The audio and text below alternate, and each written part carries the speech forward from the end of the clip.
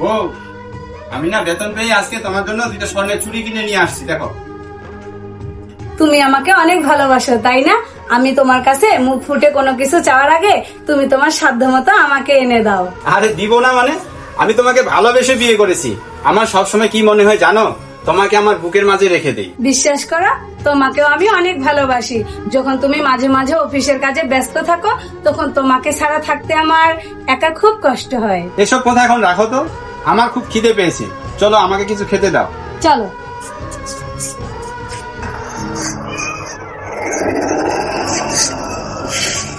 আরে তুমি এদিকে?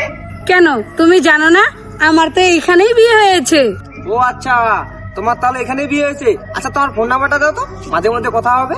ঠিক আছে, তাহলে আমার ফোন নাম্বারটা তুলো 01722729037। আচ্ছা ঠিক আছে, তুমি তাহলে এখন যাও, পরে ফোনে কথা হবে। ঠিক আছে।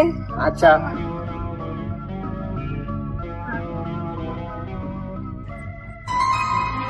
ও আমি কাজে যাচ্ছি, আমাকে এক গ্লাস পানি খাওয়াতে পারবে? ঠিক আছে, তুমি বসো, আমি তোমার জন্য পানি নিয়ে আসি।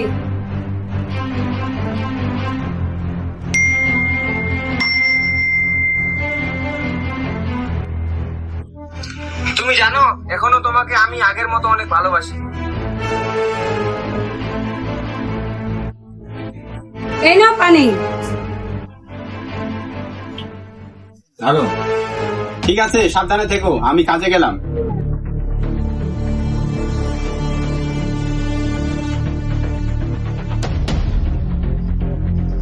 তুমি জানো এখনো তোমাকে আমি আগের মতো অনেক ভালোবাসি।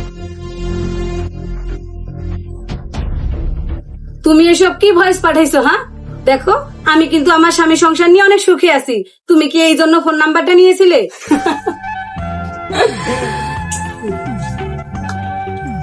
আচ্ছা তুমি কি আমার কথা ভুলে গেছো? আচ্ছা আজকে তাহলে তুমি থাকো, আমি চলে গেলাম।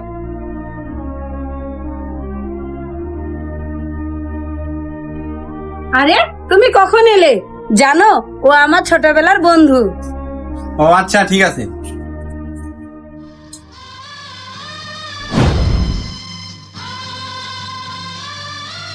বউ, তুমি এসেছো? আজকাল তোমার কাজ করতে খুব কষ্ট হচ্ছে তাই না? তাই কালকে তোমাকে একটা সারপ্রাইজ দিব। তাই নাকি? আচ্ছা ঠিক আছে। বউ, ও বউ, দেখো আমি কাকে নিয়ে এসেছি। কি ব্যাপার বলো তো, তোমার সাথে এই মেয়েটাকে? আমি তোমাকে বলেছিলাম না তোমার কাজ করতে কষ্ট হচ্ছে, তাই আমি বিয়ে করে নিয়ে এসেছি। বিয়ে করে তুমি নিয়ে এসেছো মানে? কি বলতে যাচ্ছ তুমি? থাক, ওসব তুমি বুঝবে না। আমাদের জন্য একটু চায়ের ব্যবস্থা করো, আমরা ভিতরে গেলাম।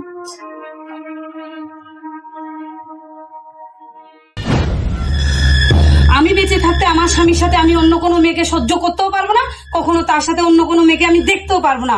তাই আমি চায়ের সাথে এই বিষ মিশিয়ে দুজনকে খাইয়ে একসাথে শেষ করে ফেলবো।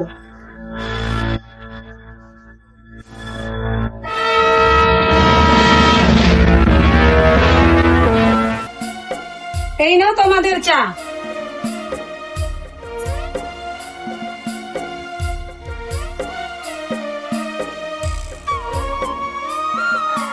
বউ, চাটা না খুব সুন্দর বানিয়েছো, তাই না চুমকি? হ্যাঁ ঠিক বলেছো।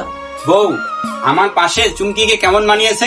আমি কখনো ভাবতেও পারিনি তুমি আমার সাথে এমনটা করবে। হ্যাঁ, আমিও কখনো ভাবতে পারিনি তোমার পাশে অন্য কাউকে দেখবো। তাই আমি এবং আমার বান্ধবী দুজনে মিলে যুক্তি করে তোমাকে একটা সারপ্রাইজ দিলাম। কেমন লাগলো? সারপ্রাইজ? স্বামী তুমি আমাকে মাফ করে দাও, আমি তোমার সাথে অন্য কোনো মেয়েকে সহ্য করতে পারবো না বলে আমি তোমাদের চায়ের সাথে বিষ মিশিয়ে তোমাদেরকে শেষ করে দেওয়ার জন্য খাইয়ে দিয়েছি। হ্যাঁ ঠিক, সেদিন আমারও এমনটি মনে হয়েছিল।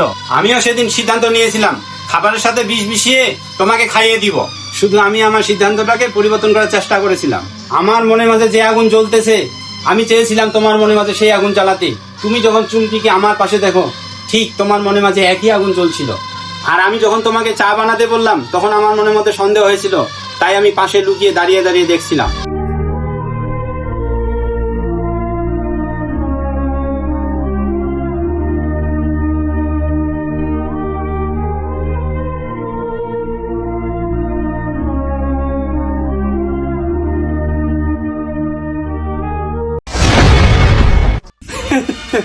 তাই আমি বিষ মাখা চাটা ফেলে দিয়ে ভালো চাটা কাপে রাখলাম।